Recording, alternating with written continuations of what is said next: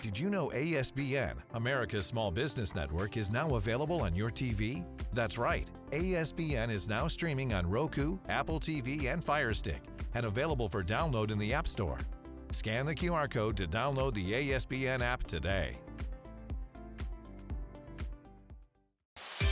Thanks for joining us for another edition of The Small Business Show with Cheyenne Malone, exclusively on ASBN.com. Hi everyone, I'm Cheyenne Malone. You're watching another edition of The Small Business Show, exclusively on ASBN.com and now streaming on Roku, Fire TV, and Apple TV. If you didn't realize that e-commerce is one of the fastest growing industries in the world. On today's show, we are joined by Sharon Gai, founder of Culture Fluid, author, keynote speaker, and former head of global key accounts at Alibaba. Sharon's book, Ecommerce Reimagined, Retail and E-commerce in China, is a guide about the Chinese e-commerce markets for business people and scholars. Thanks so much for joining us today, Sharon. Thanks so much for having me, Cheyenne. So you have quite an interesting background. Give us some insight on that. Yeah, sure. I think I have a bit of a unique background based on where I was born, where I come from. So I was really born in China, grew up in Canada, spent the majority of my life there before I came to the US. And then I did something that was quite unique, which is I went back to China when I started working at Alibaba. At the time, e-commerce was taking off, and this was actually pre-pandemic. So for a lot of the brands that I had worked with, they really took off during that time. And to a lot of people's, maybe they don't know about this, but the Chinese version of the Facebooks, Googles, Amazons, Netflix, that's all blocked in China. So China actually has its own tech ecosystem. And that was something that I set out to learn, which led me to eventually writing my book about this China tech ecosystem, but most specifically this area of e-commerce that China has been getting really good at is the digitization of a lot of these brands, the omni-channel strategies of a lot of these brands, and how they're looking at the consumer and how they're approaching branding and the consumer. So you might have heard of Shein as a popular app these days among the Gen Z demographic. You might have heard of something called Temu, which has recently entered the US as well since last year. So the mechanics that's running behind some of these apps is just a very different way that these companies will structure it. TikTok Shop is also entering this space. And so those are some of the things that I learned that I'm now helping brand owners look at in my company. So how is, companies like that you're naming, how are they able to expand their influence beyond national borders, right, and become worldwide? Yeah, that's also a curious point. So a lot of the teams that, whether it's Shein or Temu, AliExpress or TikTok, a lot of their teams in terms of product designers and software engineers are actually located in China. And some of them have actually never come to the US before or gone to Europe or Australia. So a lot of them, it's hard for them to imagine what this ecosystem is like. And again, added to the fact that they've never touched Google before or Facebook or Instagram. And yet they're able to acquire a lot of users in a very short amount of time and see this explosive growth in this space. And that's something that I study and I research and write about. And you briefly touched on it, but what else inspired you to write your book, Ecommerce Reimagined? Yeah, so I always say I wrote it because of these two reasons, these dual firewalls, I call them. So the first firewall is the real firewall, which is the one that I just said, where the Chinese ecosystem is very different. A lot of the Chinese users can access what we call the FAANG companies, the Facebook, Amazon, Netflix, Google's. And the second firewall is a firewall of language and culture. So a lot of the case studies, knowledge that's happening in China is trapped in Chinese. Most people in the US, Europe, Australia, and the rest of the world don't exactly speak Chinese. There are those that do, but most don't. And so they're unable to access a lot of this knowledge information that's developed in China. And so myself in that book is there to help bridge the East and the West together. I was going to say that's where you come in. What are some key takeaways of your book then, Sharon? Yeah, so one of the things that I talk about a lot within this Chinese e-commerce space is called live streaming. If you are a user of TikTok or if you scroll through TikTok much, you might have seen that pop up more and more. So before, it was more of we call it a C2C transaction where it's consumer to consumer. So you're maybe one user and you're wanting to live stream about your thoughts and opinions. What you'll see a lot of is what TikTok is transitioning itself into is also an e-commerce player, an e-commerce contender to Amazon. And so what you'll see more of in the coming weeks, in fact, is live streaming in the format of shopping. So there will be people demoing products, trying on different clothes. These past couple of mornings, I've seen a lot of hair curlers and bags. The Wrangler bag, that's apparently TikTok's top 2 trending products right now. So people live streaming or demoing that.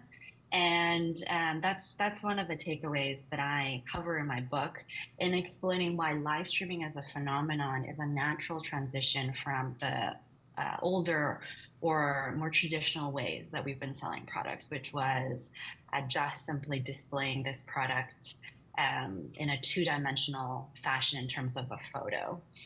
Another big takeaway is the amount of AI that's being utilized in these apps, which is obviously a very, very hot topic in all different sorts of industries. But when it comes to e-commerce, it's definitely something that is changing the game. So the way that these Chinese e-commerce companies use AI is a very specific use case is personalization.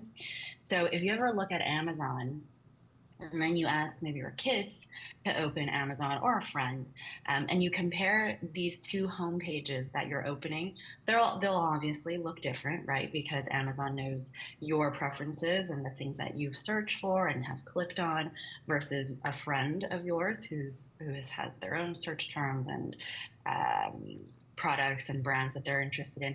But what these Chinese e-commerce companies will do is personalize it up to the point of where you are located and maybe at what time you're opening this app. So for instance, if you're opening this app in the mid-afternoon, right after lunch, maybe they think that you want to replenish a certain grocery item. Maybe if you are opening it at night, that they're showing you some sort of face mask that you can use to before you go to bed. Based on where you are opening this app in terms of location, whether you're opening it at home, it might be showing you a home furniture good of some sort. If you're opening it at work, maybe it's showing you another item. So the amount of personalization that is placed in these apps is unparalleled. It's on a 2.0 sort of trajectory, and so that's another phenomenon that I explain in my book of why that's happening, how that's happening, and how we as brand owners and small businesses can take advantage of that. Are there things that Americans can utilize, maybe best practices or ways to market and strategy coming from the world of China? Obviously, you've worked both markets. Are there things that entrepreneurs here in America could utilize and you think they could really benefit from? Yeah, so I think reading my book is obviously very helpful because Number 1, read your book. Yes. Yeah, I mean, I took 5 years to accumulate all of that knowledge, and it's through hundreds of calls that I've had with CEOs and entrepreneurs, and it's the hours spent at work and working on all these case studies. And so I've consolidated it all in a very easy to read fashion into this book. And something that I also took care of doing is not using too much corporate speak and these sort of tough to understand vocabulary. I'd like to explain things in a very quick and easy way, because there's just so much information around us nowadays. So the faster you enable someone to learn something, I think the more efficient it is for everyone. And so the book is one. And I think that the next part is just paying attention to what's happening. If you are in the small medium business e-commerce space, through reading the book, you'll realize maybe new ways of looking at your consumers. So something that I talk about is the people, product, context framework. So it's a new way of looking at your customer. How do you unite a specific customer to a product that you're selling, and then under what context should you be reaching out to them? And the unison of these three pieces paves for the success of an e-commerce business. What are some key factors that entrepreneurs should consider when they're selecting an e-commerce platform, Sharon? Yeah, so the first thing you're going to look at is traffic. Wherever there's the most traffic is usually there's more chances that you'll meet your consumer. I always say that if you are some sort of brand or you're selling some sort of product, even though it's a niche product, your consumer is out there somewhere. So the hard part about it is the discoverability, is how do you find those people? And so you might have a small business owner might have experimented with a lot of the traditional platforms like Facebook and Instagram, but there's also some new smaller platforms that are popping up, such as TikTok. Well, by now TikTok is very large, but Lemon8 is something that is also from the parent company of ByteDance, which is the company that made TikTok, but it's a very influencer heavy platform that people are just getting to know now. And doing these sort of experiments will enable you as a small business owner to find your customer. And lastly, what advice do you give entrepreneurs who really want to grow in the e-commerce industry?